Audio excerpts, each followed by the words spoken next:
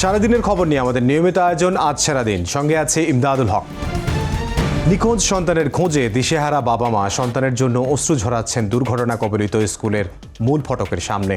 কখনো চিৎকার করে স্কুল কর্তৃপক্ষের কাছে চাইছেন সন্তানের খোঁজ। সকাল থেকে মাইলস্টোন স্কুলের শিক্ষকরা এসেছেন ক্যাম্পাসে। কাজ শুরু করেছে স্কুল কর্তৃপক্ষের গঠিত তদন্ত কমিটি। মাইলস্টোন ট্র্যাজেডিতে দগ্ধ ছোট্ট শিশুরা কাতরাচ্ছে হাসপাতালে। সুস্থতার অপেক্ষায় দিন গুনছেন স্বজনরা। ইতোমধ্যে জাতীয় বার্ন ইনস্টিটিউটে কাজ শুরু করেছেন ভারতীয় চিকিৎসক দল।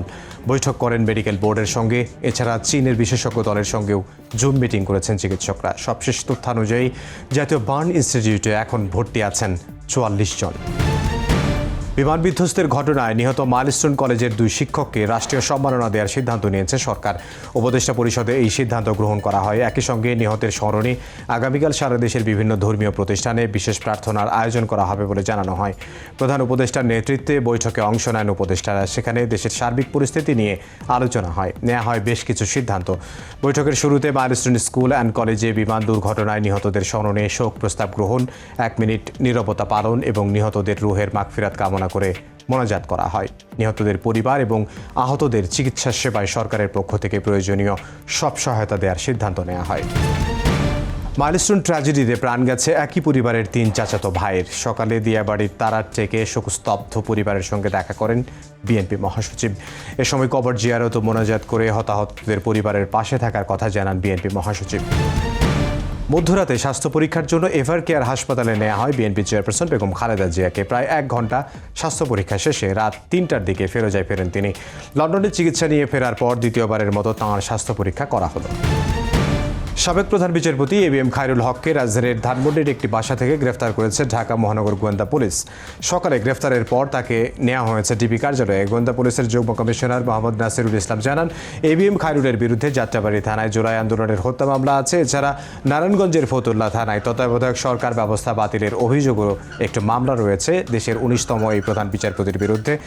আওয়ামী আমলে কয়েকজন জ্যেষ্ঠ বিচারপতিকে ডিঙিয়ে প্রধান বিচারপতি করা হয়েছিল। তাকে অবসর গ্রহণের কয়েকদিন আগে তত্ত্বাবধায়ক সরকার ব্যবস্থা বাতিল করেন খায়রুল হক। অভিযোগ রয়েছে রায়ের পুরস্কার হিসেবে খায়রুল হককে আইন কমিশনের চেয়ারম্যান করা হয়। বিচার বিভাগ ও গণতন্ত্র ধ্বংসের অভিযোগে সরকার পতনের পর থেকেই তাকে গ্রেফতারের দাবি ওঠে।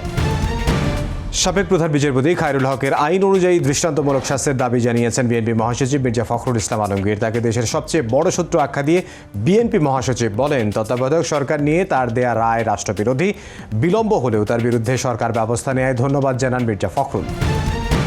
স্থানীয় সরকার নির্বাচনে থাকছে না দলীয় প্রতীক। সকালে উপদেষ্টা পরিষদের বৈঠকে এ সংক্রান্ত আইনের সংশোধনী অনুমোদন দিয়েছে উপদেষ্টা পরিষদ। এদিকে সরকারি কর্মকর্তা কর্মচারীদের বেতন কাঠামো পর্যালোচনায় কমিশন গঠন করেছে সরকার। মাইলস্টোনের ঘটনাও পুঁজি করে ফ্যাসিবাদীরা মাথাচাড়া দেওয়ার চেষ্টা করছে বলে অভিযোগ করেছেন এনসিপির দক্ষিণাঞ্চলের মুখ্য সংগঠক হাসনাত আবদুল্লাহ। এদিকে নির্বাচনের আগে সংস্কার ও হত্যার বিচার দাবি জানিয়েছেন আহ্বায়ক নাহিদ ইসলাম। দেশ গড়তে জুলাই পদযাত্রা কর্মসূচির অংশ হিসেবে দুপুরে ব্রাহ্মণবাড়িয়ায় পথসভায় কথা বলেন জাতীয় নাগরিক পার্টির নেতারা। কর্মকর্তা কর্মচারীদের পোশাক বিষয়ক নির্দেশনা প্রত্যাহার করেছে বাংলাদেশ ব্যাংক। বৃহস্পতিবার বাংলাদেশ ব্যাংকের মুখপাত্র জানান, অফিস সময়ে পেশাদার ও মার্জিত পোশাক পরিধানের বিষয়ে স্ব বিভাগীয় সভার আলোচনায় যে সিদ্ধান্ত নেওয়া হয়েছিল তা প্রত্যাহার করা হয়েছে। মুখপাত্র জানান, পোশাক পরিধানের বিষয়ে কোনো নীতিগত সিদ্ধান্ত বা কোনো সার্কুলার জারি করা হয়নি। সংবাদ মাধ্যমে বিষয়টি জানতে পেরে গভর্নর নির্দেশ দিলে এ সিদ্ধান্ত প্রত্যাহার করে নেওয়া হয়। এই ছিল আজ সারাদিনে।